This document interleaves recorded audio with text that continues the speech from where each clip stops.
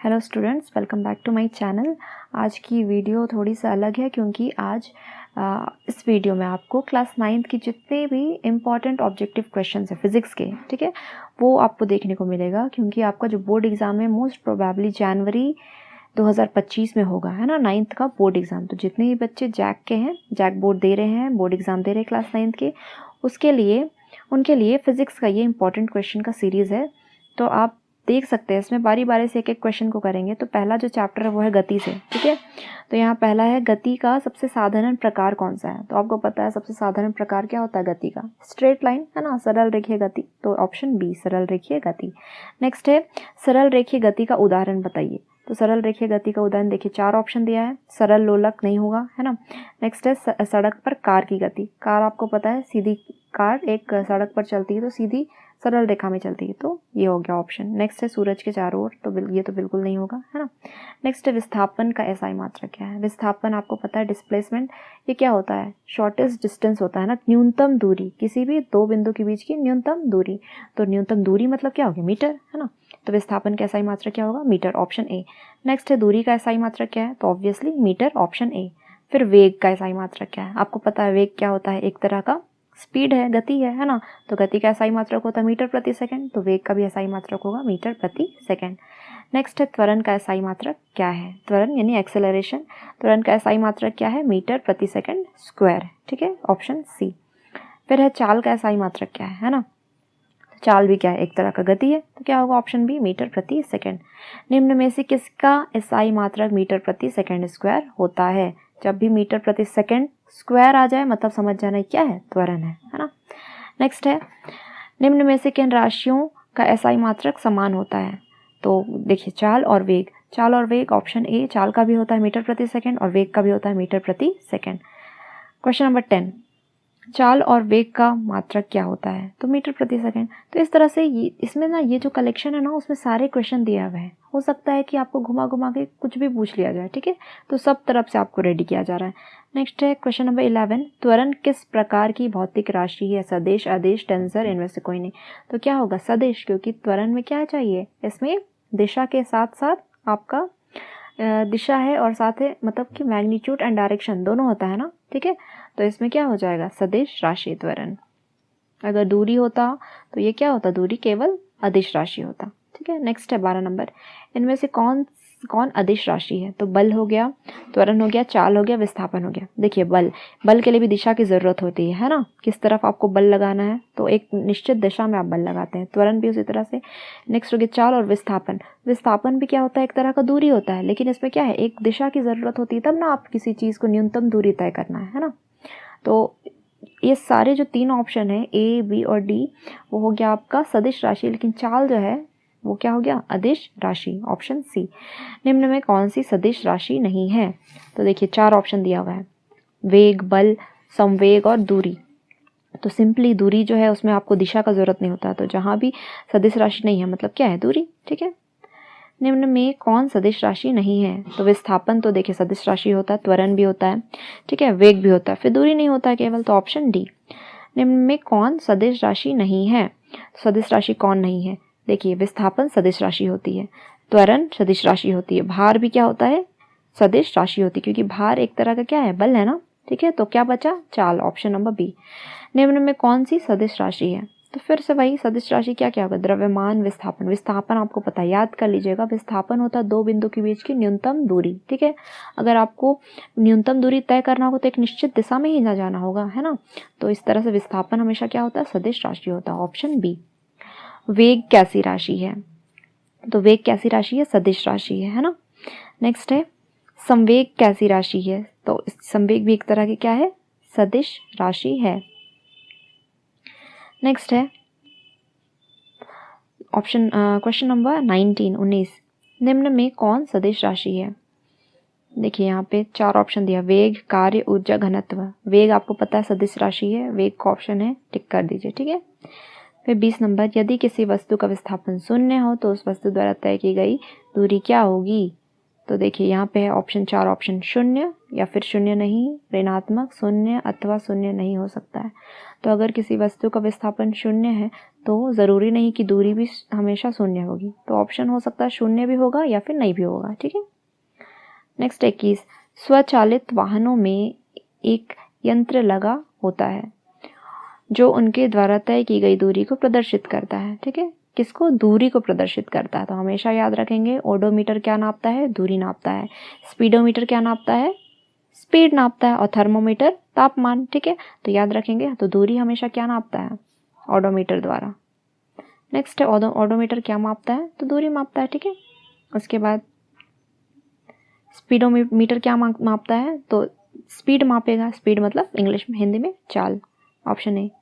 किसी विशेष दिशा में कण की चाल को उसका खाली स्थान कहते हैं। किसी विशेष दिशा में कण की चाल को उसका क्या कहते हैं? वेग कहते हैं। किसी विशेष दिशा, अगर दिशा का बात हो गया और चाल का बात हो रहा तो क्या कहलाएगा? वेग कहलाएगा। नेक्स्ट है 25, इकाई समय में निश्चित दिशा में तय की गई दूरी को क्या कहते हैं? तो क्या कहते हैं? वेग कहते हैं। ठीक है, निश्चित दिशा में तय की गई दूरी और इकाई समय में, कहने का मतलब दूरी बटा समय है ना। ठीक है, और दिशा भी आ गया। तो अगर दूरी बटा समय बोलता तो हम सिंपल चाल बोलते हैं, लेकिन दिशा का बात कर रहा तो क्या बोलेंगे? निश्चित दिशा हो गया, यानी कि वेग है ना। 26, इकाई समय में वस्तु के द्वारा तय की गई दूरी क्या कहलाती है? देखिए यहाँ पे दूरी दिशा का बात नहीं कर रहा है तो क्या कहलाएगी? चाल कहलाएगी। ठीक है, तो चाल और वेग में आपको अंतर समझना है। अगर निश्चित दिशा बोला बटा निश्चित दिशा में कोई दूरी तय कर रहे हैं किसी समय में, यानी निश्चित दिशा की दूरी बटा समय, तो वो चाल वेग हो गया। ठीक है, और अगर सिंपल बोलेगा कि दूरी बटा समय तो चाल हो गया।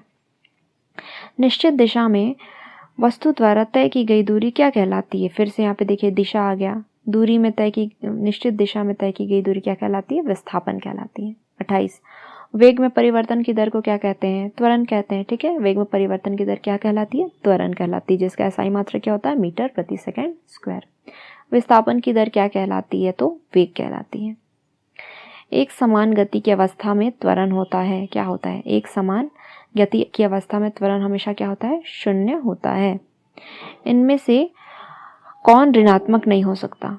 तो पहला है कुल पथ की लंबाई, वेग, त्वरण। तो लंबाई कभी भी क्या नहीं हो सकती? नेगेटिव नहीं हो सकती है। ठीक है, इसको हमेशा याद करेंगे। लंबाई यानी दूरी कभी भी नेगेटिव नहीं होती है। तो ऑप्शन ए।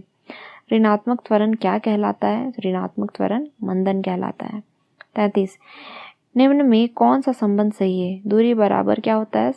चाल बटा समय, जो कि क्या है? गलत है। दूरी बराबर समय बटा चाल, ये भी गलत है। दूरी बराबर हमेशा क्या होता है? चाल गुना समय। ये याद रखेंगे, ऑप्शन सी। 34, निम्न में कौन सा संबंध सही है? थोड़ा सा जूम कर देती हूँ। निम्न में कौन सा संबंध सही है? तो कौन सा संबंध सही है? ऑप्शन ए, वेग बराबर विस्थापन बटा समय। 35, विराम में आने के बाद वस्तु का वेग कितना होगा? विराम में आने के बाद वस्तु का वेग कितना हो जाएगा? शून्य हो जाएगा, 0 हो जाएगा। अचर चाल से, अचर मतलब कांस्टेंट, ठीक है, एकदम बैलेंस्ड। अचर चाल से गतिशील वस्तु का दूरी समय ग्राफ क्या होगा? एक सरल रेखा होगा। मतलब उसका चाल मतलब एकदम कांस्टेंट है ना, तो एक स्ट्रेट लाइन होगा, सरल रेखा होगा। 37, दूरी समय ग्राफ का ढाल क्या प्रदर्शित करता है? दूरी समय ग्राफ का ढाल क्या प्रदर्शित करता है? चाल प्रदर्शित करता है। तो अगर आप ग्राफ पढ़े होंगे है ना, 3-4 ग्राफ है बुक में, तो उसमें आपको ये पता चल जाएगा। एक बार बुक को इसमें जा करके थोड़ा डिटेल में आप बुक से पढ़ लीजिएगा, तब आपको समझ में आएगा, है ना। फिर है वेग समय वक्र द्वारा घिरा क्षेत्र क्या कहलाता है? विस्थापन कहलाता है। वेग समय ग्राफ का ढाल क्या प्रदर्शित करता है? त्वरण प्रदर्शित करता है। क्वेश्चन नंबर 40, चाल समय ग्राफ के अंतर्गत क्षेत्रफल क्या दिखाता है? दूरी दिखाता है। नेक्स्ट है 40 हो गया ना। अब नेक्स्ट है जो कि है 41, ठीक है। एक वस्तु समान वेग से चल रही है, उसका त्वरण क्या होगा? शून्य होगा, है ना। किसी वस्तु के एक समान गति के लिए समय दूरी ग्राफ की प्रकृति क्या होती है? ऑप्शन बी, सरल रेखा। किसी वस्तु के असमान गति के लिए समय दूरी ग्राफ की प्रकृति क्या होती है? वक्र रेखा, है ना। असमान चल रहेगा तो वक्र रेखा, मतलब कर्व मान लीजिए, जैसे आप कैसे बनाते हैं, सीधा लाइन नहीं रहेगा, कभी ऊपर नीचे, वक्र रेखा। एक समान वृत्तीय गति में क्या क्या होता है देखो, चाल और वेग दोनों अचर रहता है, चाल और वेग दोनों चर होता है, चाल चर और वेग अचर रहते हैं, चाल अचर और वेग चर रहते हैं, ये याद कर लीजिएगा, ठीक है। समान वृत्तीय गति में चाल अचर रहता है, अचर मतलब चाल जो है वो कांस्टेंट रहेगा, लेकिन वेग जो है वो क्या होगा, वो बढ़ेगा, है ना, बढ़ेगा घटेगा बदलता रहेगा। वृत्तीय गति में देखो 4 ऑप्शन है। गति की दिशा निश्चित होती है, गति की दिशा लगातार बदलती रहती है, जैसे फॉर एग्जाम्पल जैसे वृत्तीय गति का देख लो, अगर मान लेते हैं कोई बॉल मान लेते हैं, ठीक है, या फिर जैसे कुछ घूम रहा है, जैसे कि मान लो पृथ्वी जो हमारी वो भी वृत्तीय दिशा गति में ही चलती है, ठीक है, जो कि हमेशा लगातार अपना दिशा को क्या करती है, बदलते रहती है। नेक्स्ट है वृत्तीय गति के लिए कौन सा सत्य है। पहला, स्थिर गति, शून्य गति, निरंतर। देखो वृत्तीय गति निरंतर गति रहती है, जो कि हर निश्चित समय में अपनी क्या करती है, दिशा को बदलती है। 47, यदि दो राशियों का परस्पर ग्राफ सरल रेखा हो, यदि दो राशियों का परस्पर ग्राफ सरल रेखा हो तो दोनों राशियां क्या होंगी, अनुक्रमानुपाती होंगी, ठीक है। नेक्स्ट, इनमें से कौन सा सही है। गति के 4 आप लोग गति के समीकरण, ठीक है, फॉर्मूलाज पढ़े होंगे। सो हम लोग इसमें पढ़े हैं v² - u² = 2as पढ़ते हैं, उसी को ऑप्शन ए में करके दे दिया है, v² = u² + 2as। तो थोड़ा कन्फ्यूजन होगा, इसको याद कर लीजिएगा, ठीक है। उसके बाद 49 में है, देखिए v = u + at हम सही पढ़े हैं, ठीक है, ये ऑप्शन है। फिर इनमें से कौन सा सही नहीं है, तो देखिए v = u + at ये तो सही है, फिर s = ut + ½ at² ये भी सही है, फिर c v² = u² + 2as ये भी सही है, और v² + u² नहीं होता है, ठीक है, डी नंबर v² - u² होता है = 2as, तो option number D is wrong. निम्न में कौन सही है। s = ut, तो ut नहीं है, ए में गलत है, गायब है। b में ut है प्लस हाफ के बाद 80² नहीं है, तो ये भी गलत है। Option C s = ut + ½ at², option C सही है। नेक्स्ट है 20 मीटर प्रति सेकंड का किलोमीटर प्रति मान में क्या होगा, ठीक है। तो ये आपको अगर बदलने नहीं आता है तो मीटर प्रति सेकंड को किलोमीटर प्रति घंटा में बदलने के लिए आप किससे गुना करते हैं, आपको पता है, 18/5 से गुना करते हैं, ठीक है। गुना करके आप बदल लीजिएगा कौन सा सही होगा, है ना। फिर 18 किलोमीटर प्रति घंटा का वेग मीटर प्रति सेकंड में तुल्य होगा, ठीक है। इसको भी आप मल्टीप्लाई कर लीजिएगा, 18 किलोमीटर प्रति घंटा को आप गुना कर लीजिएगा 5/18 से, है ना, करके देखिएगा कितना आता है, वही ऑप्शन होगा।